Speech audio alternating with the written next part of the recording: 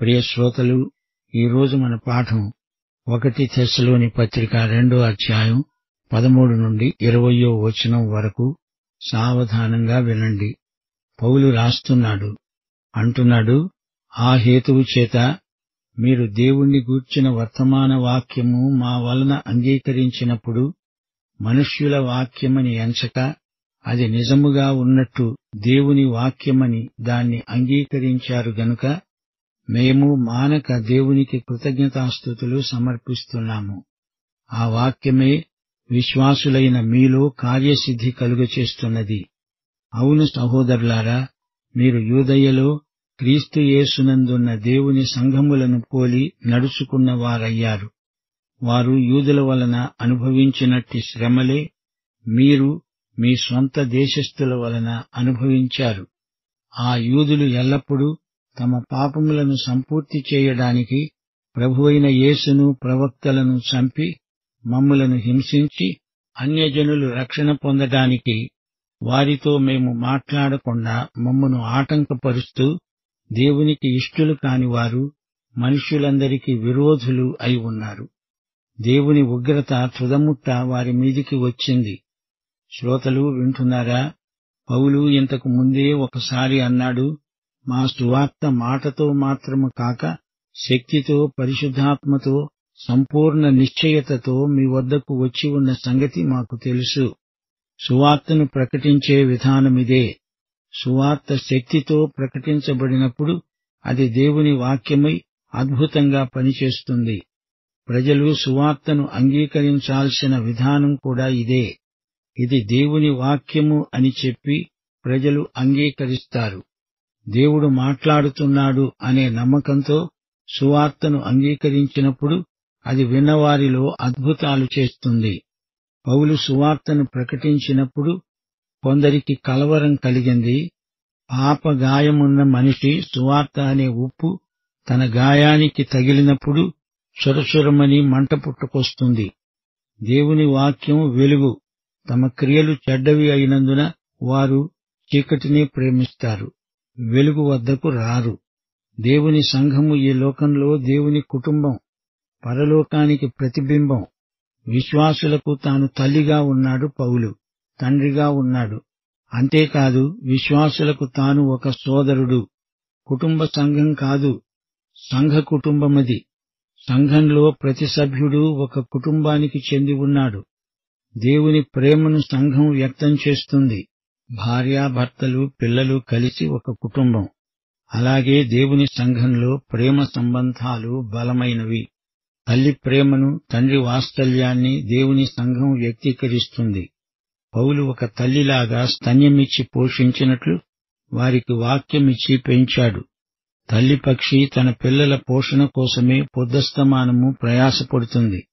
రోజంతా 24 గంటలు తల్లి పిల్లలను గురించే తలంచుతుంది, చింతిస్తుంది. అలాగే నేను మీకు తండ్రిలాగా ఉన్నాను అన్నాడు పౌలు. కుటుంబంలో పిల్లలు తల్లి ప్రేమను, తండ్రి ప్రేమను ఎంతగానో కోరుతారు. తల్లిదండ్రులు విడాకులిచ్చుకొని వేరైపోతే బిడ్డల గతేం కాను, అదొక విషాదమే అవుతుంది. తండ్రి ప్రేమ బిడ్డల క్రమశిక్షణలో కానవస్తుంది. థెస్సలోని సంఘానికి పౌలు తండ్రిలాంటివాడు. చాలామంది బోధకులు ఆదరణ గొలిపే సందేశాలు ఎక్కువగా బోధించడం పరిపాటి. విశ్వాసుల ఆదరణను వారెంతగానో ఆకాంక్షిస్తారు. ప్రజలు కూడా అలాంటి సందేశాలను ఇష్టపడతారు. భౌతికంగా, స్థూలంగా చూస్తే అది బాగానే ఉంది, సంతోషం. కాని మనకు కావలసింది ఆదరణ మాత్రమే కాదు, క్రమశిక్షణ కూడా మనకు కావాలి. తండ్రి బిడ్డలను క్రమశిక్షణలో ఉంచుతాడు, పెంచుతాడు. అది తండ్రి ధర్మం. ఈ రోజుల్లో కుటుంబాలలో, సంఘాలలో క్రమశిక్షణ లేకపోవడం ఎంతైనా శోచనీయం. కుటుంబంలో పిల్లలందరూ సోదరీ సోదరులు. 14వ వచనం, సహోదరులారా అని పౌలు సంబోధిస్తున్నాడు. అవును, సహోదరులంటే ఎవరు? వారు సహోదరులెలా అయ్యారు? మనమంతా పూర్వం పాపులము, అందరము మన కులగోత్రాలతో, జాతితో నిమిత్తం లేకుండా దేవుని మహిమను కోల్పోయిన పాపులము. పాపములో అందరము సోదరులమే. ఇది ఆదామీయ పిత్రార్జితం. పాపుల సహోదరత్వం ఎవరూ తప్పించుకోరానిది. అందులో ప్రేమ లేదు, ఆప్యాయత లేదు. పాపి సోదర పాపిని చస్తే నమ్మడు. విశ్వసనీయత పాపంలో ఉండదు. అయితే తెస్సలోని సంఘస్థులందరినీ సహోదరులారా అని పౌలు పిలుస్తున్నాడు. దీనికి అర్థమేమిటి? మీరు మీ సొంత దేశస్థుల వలన శ్రమలనుభవించారు. తెస్సలోని సంఘస్థులలో ఎక్కువ మంది అన్యులలో నుండి వచ్చిన వారే. తమ బంధువుల నుండి వారికి ఎన్నో శ్రమలొచ్చాయి. రోమా చక్రవర్తుల వల్ల శ్రమలు ఇంకా మొదలు కాలేదు. వీరైతే తెస్సలోనిక ప్రాంతంలో తమ సొంత ప్రజల చేతుల్లో శ్రమలు అనుభవిస్తున్నారు. యూదయలో క్రీస్తునందున్న దేవుని సంఘమది. యూదుల వలన శ్రమలు పొందుతున్నారు గాని మీరు మీ సొంత ప్రజల వల్ల శ్రమలకు గురి అవుతున్నారు. ఈ శ్రమల వల్ల మీరు ఒకరికొకరు సన్నిహితులవుతున్నారు. ఇది మీ సహోదరత్వ రహస్యం. విశ్వాసులను శ్రమలు సన్నిహిత సహోదరత్వంలోకి నడిపిస్తాయి. సహోదరత్వంలో చీలికలకు కారణం ఏమిటనుకున్నారు? ద్వితీయోపదేశకాండం 32వ అధ్యాయం 15వ వచనం. యెషూరూను కువ్వినవాడై కాలు జాడించాడు. యెషూరూను అంటే ఇశ్రాయేలే. వారికి సర్వసమృద్ధి ఉంది, బాగా బలిశారు, గర్వించారు. శ్రమలొస్తేనే కాని వీరందరూ ఒకటి కారు. సంఘాలలో చాలామంది ఉజ్జీవము రావాలని ప్రార్థిస్తున్నారు. ఉజ్జీవం వచ్చిందని ఇదిగో అదిగో అనుకోవటం కాదు. ఉజ్జీవం సర్వతోముఖమై అది వచ్చినప్పుడు తేటగా కనపడుతుంది. అయితే ఒకటి మాత్రం నిజం, శ్రమలు వచ్చినప్పుడు సహోదరులు పరస్పరం సన్నిహితులై ఒకరినొకరు హత్తుకుంటారు, అతుక్కుపోతారు. ఇది శ్రమలు మనకు చేసే పరిచర్య. ఒకరిని ఒకరు విమర్శిస్తూ గిల్లి కజ్జాలు పెట్టుకోవడం ఉండదు. దేవుని బిడ్డలందరూ సోదరీ సోదరులని గుర్తించగలుగుతారు. కొన్ని సందర్భాలలో అభిప్రాయ భేదాలు కలగవచ్చు. అయితే యేసుక్రీస్తునందు ప్రతి విశ్వాసి సహోదరులలో ఒకడు. మనం దేవుని కుటుంబానికి చెందిన వారము అని లోకమంతా తెలుసుకోవాలి. మన సహోదరత్వం లోకమెదుట బలమైన సాక్ష్యం. ఉజ్జీవం కలిగించే పరిస్థితులు రావాలని మనం ప్రార్థించాలి. మానవుని నిస్సహాయ పరిస్థితిలో దేవుడు ఉజ్జీవాన్ని పంపిన సంఘటనలు సంఘ చరిత్రలో కోకొల్లలుగా ఉన్నాయి. చీకటి ఆవరించినప్పుడు, మానవ వనరులు, కృతక ప్రయత్నాలు దివాలా తీసినప్పుడు అద్భుతమైన ఉజ్జీవ పవనాలు వీస్తాయి. అలాంటి శుభగడియల కోసం మనం ప్రార్థించాలి. ప్రభువు సన్నిధిలో కనిపెట్టాలి. గమనించండి, పాపం బాగా పండిపోయే వరకు దేవుడు కనిపెట్టి చూస్తుంటాడు. దేవుని ఉగ్రత పాత్ర నిండే వరకు ఆయన చూస్తూనే ఉంటాడు. సైతాను ఎంత దూరం పరిగెత్తుతాడో పరిగెత్తనీయి. మహాశ్రమల కాలంలో సైతాను పట్టపగ్గాలు లేకుండా స్వైరవిహారం చేస్తాడు. దేవుని ఉగ్రత తుదముట్ట కృమ్మరించబడే రోజు వస్తుంది. ప్రభువైన యేసును, ప్రవక్తలను చంపిందెవరు? మమ్ములను హింసించిందెవరు? అన్యజాతులకు సువార్త ప్రకటించకుండా అడ్డగించిందెవరు?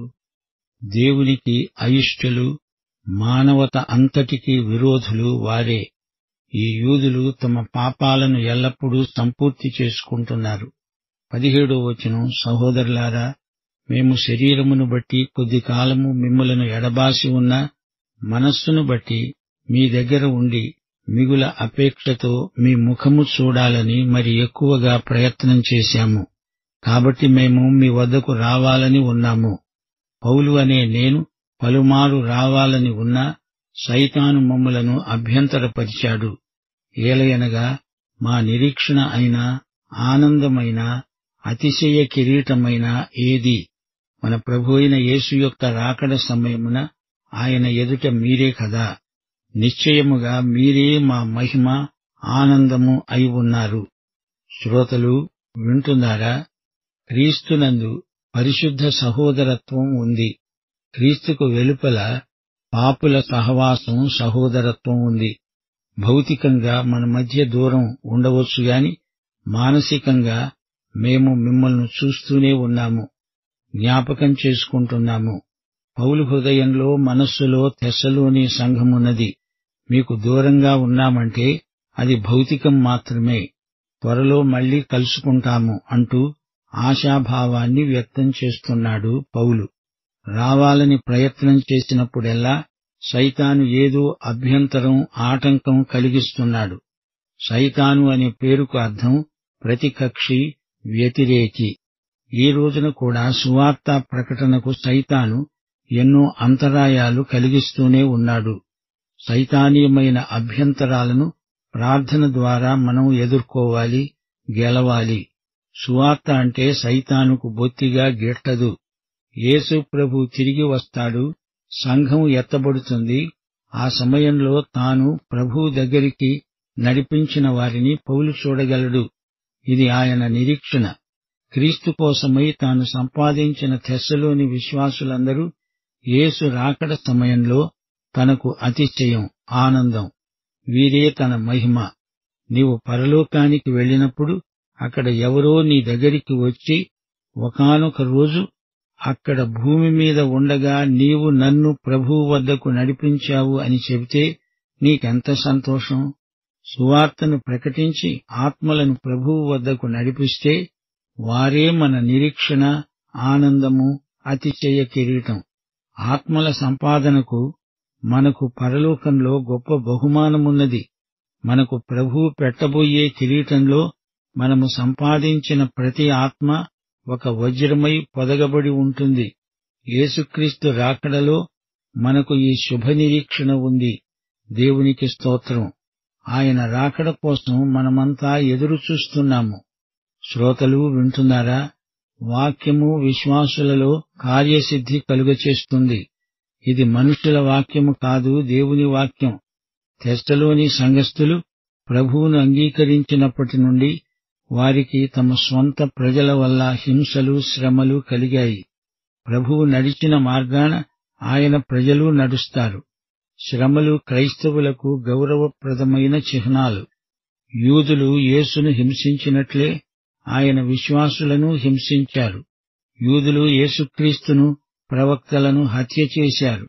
గాని యేసు సందేశం శక్తిభరితమై అనేక మందిలో కార్యసాధకమై గొప్ప ఫలితాలనిస్తోంది. క్రైస్తవులను హింసించారు. యూదుల అసహనం మరీ ఎక్కువ కాజొచ్చింది. ఈ యూదులకు దేవుని సంతోషపెట్టే మనస్సు లేదు. దేవునికి వీరు ఇష్టులు కారు. పైగా వీరు మానవత అంతటికీ శత్రువులు, విరోధులు. మతాసక్తి వారికి ఉంది కాని దేవుని యందు విశ్వాసము బొత్తిగా లేదు. దేవుని ప్రత్యక్షానికి వారు విధేయులు కాలేదు. యూదులకు జాతి గర్వము, దురభిమానము ఎక్కువ. మేము దేవుని స్వంత ప్రజలము అని విర్రవీగారు. సేవ కోసం దేవుడు వారిని ఏర్పరుచుకున్నాడని వారికి అవగాహన లేకుండా పోయింది. అందరూ తమను మహిమపరచాలని కోరారు గాని వారు దేవుణ్ణి మహిమపరచలేదు. తమ హక్కులకు, తమ ఆధిక్యానికి ప్రథమ స్థానమిచ్చారు. దేవుని కృపలో అన్యులకు భాగమున్నదని వారు గ్రహించలేదు. తమ ఆశీర్వాదాలను ఇతరులతో పంచుకునే విషయంలో యూదులు ఘోరంగా తప్పిపోయారు. దేవుని ఉగ్రత తుదముట్ట వారి మీదికి వచ్చింది. దేవుని ప్రేమ నీలోకి వస్తే అది నీలో నుండి నీ పొరుగువానిలోనికి ప్రవహించాలి. దేవుడి ఇచ్చింది ఇతరులతో పంచుకోవాలి అనే తీవ్రమైన కోరిక దేవుని బిడ్డలకు ఉండాలి. ఇంతకు మన మహిమ, ఆనందం ఎందులో ఉంది? మొదటి తెస్సలోని పత్రిక స్నేహశీలాన్ని, సహవాసాన్ని ప్రాముఖ్యంగా ఎత్తిచూపుతుంది. పౌలులో పరిశుద్ధాత్మ స్నేహశీలాన్ని ఉత్పత్తి చేశాడు. తెస్సలోనికకు రావాలనుకున్నాడు గాని సైతాను అతన్ని అడ్డగించాడు. సైతాను కలిగించే అవరోధాలను మనము త్రోసిరాజనాలి. అది దేవునికి మహిమ. తెస్సలోని సంఘస్థులు తనకు కిరీటం లాంటివారు అంటున్నాడు పౌలు. ప్రభువు రాకడ సమయంలో తనకు ఈ సంఘ బిడ్డలు కిరీటమై యేసు చేతుల మీదిగా ఇవ్వబడిన బహుమానమై ఉన్నారు. 3 యోహాను 4 అంటోంది, నీ పిల్లలలో కొందరు సత్యమును అనుసరించి నడుస్తూ ఉండడము కనుగొని బహుగా సంతోషిస్తున్నాను. పౌలు కూడా ఇదే భావాన్ని వ్యక్తం చేస్తున్నాడు. ఉపదేశకుడు తన శిష్యుల క్షేమమందు, సత్ప్రవర్తనయందు ఆనందిస్తాడు. శిష్యులు తనను మించిపోతే గురువు ఇంకా ఎక్కువ ఆనందిస్తాడు. క్రీస్తు దగ్గరికి తాను నడిపించిన వారు సత్యముననుసరించి జీవిస్తున్నారంటే గురువుకు ఎంతో సంతోషం. తెస్సలోని సంఘబిడ్డలను గురించి దేవునికి మానక కృతజ్ఞతాస్తుతులు సమర్పిస్తున్నాము అంటున్నాడు పౌలు. పౌలు ఎడతెగక ప్రార్థన చేస్తాడు. దేవునికి సర్వకాల సర్వావస్థల్లో కృతజ్ఞతాస్తుతులు చెబుతాడు. దేవుని గూర్చిన వర్తమాన వాక్యమును మా వలన మీరు అంగీకరించారు. వ్యక్తిగతంగా ప్రతి ఒక్కరూ దేవుని సువార్త విని అంగీకరించాలి. తనను ఎందరు అంగీకరించారో వారికందరికీ దేవుని పిల్లలవడానికి అధికారముంది.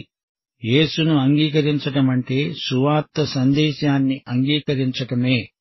మీరేలాగు నడుచుకొని దేవుణ్ణి సంతోషపెట్టాలో మా వలన నేర్చుకున్నారు. ఆ ప్రకారం నడుచుకుంటున్నారు. సువార్తను అంగీకరించటమంటే యేసు యొక్క జీవిత శైలిని అలవరుచుకోవడమే. యేసుతో వ్యక్తిగత సంబంధం, వాక్య సత్యం, యేసు జీవిత శైలి, ఈ మూడు సువార్తలో ఇమిడి ఉన్నాయి. విశ్వాసి తన రక్షణానుభూతిలో పరిపక్వత దిశగా సాగిపోవాలి. అంగీకరించడము అంటే స్వీకరించడం. సువార్త ఒక వ్యక్తి, ఒక సందేశం. యేసే సువార్త సందేశం. దేవుని వాక్యము సృష్టికర్త, విమోచకుడు అయిన దేవుని సందేశం. దేవుని యొక్క స్వయం ప్రత్యక్షమిది. దేవుని వాక్యము విశ్వాసులలో కార్యసిద్ధి కలుగచేస్తుంది. దేవుని వాక్యం సజీవమై విశ్వాసులలో పనిచేస్తుంది అంటే ఇది శక్తిగల వాక్యం. దేవుడు మాట్లాడిన ప్రతి మాట శక్తిభరితమైనది. సువార్త ఒక వస్తువు కాదు, సువార్త సజీవ శక్తి. అది ఎదుగుతుంది, వృద్ధి అవుతుంది. క్రీస్తు యేసునందున్న దేవుని సంఘములు. క్రీస్తు యేసునందు సంఘమున్నది. ప్రతి విశ్వాసీ క్రీస్తునందున్నాడు, క్రీస్తుతో సంయుక్తమై ఉన్నాడు. మనము క్రీస్తునందే జీవిస్తున్నాము, చెలిస్తున్నాము, ఉనికి కలిగి ఉన్నాము. పౌలు మరో సందర్భంలో ఈ పాఠంలో అన్నాడు, ఆ యూదులు తమ పాపాలను ఎల్లప్పుడూ సంపూర్తి చేసుకుంటారు. వారు మొదలుపెట్టిన ఈ పాపములను సంపూర్తి చేసుకునేటందుకు ఇదంతా చేస్తున్నారు. విశ్వాసులను హింసిస్తున్నారు, చంపుతున్నారు. దేవుని ఉగ్రత తుదముట్ట వారి మీదికి వచ్చింది. తాను సంఘబిడ్డలకు తల్లి, తండ్రి లాంటివాడు. ఎడబాటు సహించలేడు. సైతాను ఈ తాత్కాలికమైన ఎడబాటుకు కారణం అంటున్నాడు పౌలు. సైతానును పౌలు ఈ సందర్భంలో పేర్కొంటున్నాడు. సైతాను ఒక వ్యక్తి, దుష్టశక్తి. ఈ లోకంలో పతన వ్యవస్థను ఆధారం చేసుకుని సైతాను పనిచేస్తాడు. పడిపోయిన దూతలు ఇతనితో ఉన్నారు. పాపం చేసే వ్యక్తులు కూడా సైతాను ఏజెంట్లే. సైతాను దేవునికి శత్రువు అయినా దేవుని అదుపులోనే ఉన్నాడు. ఈ అధ్యాయం చివరిలో యేసు రాకడ పేర్కొనబడింది. యేసు రాకడ అంటే పెరౌజియా. 2 తెస్సలోని పత్రికల్లో యేసు రెండో రాకడ ప్రత్యేకంగా ప్రస్తావించబడింది. పౌలు సేవకు ప్రతిఫలం ముట్టే రోజు అది. సేవకు పారితోషికం డబ్బు కాదు, ఏదో బిరుదము కాదుగాని తాను ప్రకటించిన సువార్త విన్నవారిలో ఎందరి జీవితాలో పరివర్తన చెందాయి. ఈ విధంగా దేవుని రాజ్యం విస్తృతమవుతుంది. అదే పౌలు సేవకు ప్రతిఫలం. ప్రియ శ్రోత, వింటున్నావా? యేసు రెండోసారి రాబోతున్నాడు. ఆయన రాకముందే నీవాయనను రక్షకునిగా ఎరుగుదువా? అయితే ఈ పాఠమంతా నీకోసమే. మన ప్రభువు, రక్షకుడు అయిన యేసుక్రీస్తు కృప, తండ్రి అయిన దేవుని ప్రేమ, పరిశుద్ధాత్మ యొక్క అన్యోన్య సహవాసము మనకందరికీ సదాకాలము తోడై ఉండునుగాక. ఆమేన్.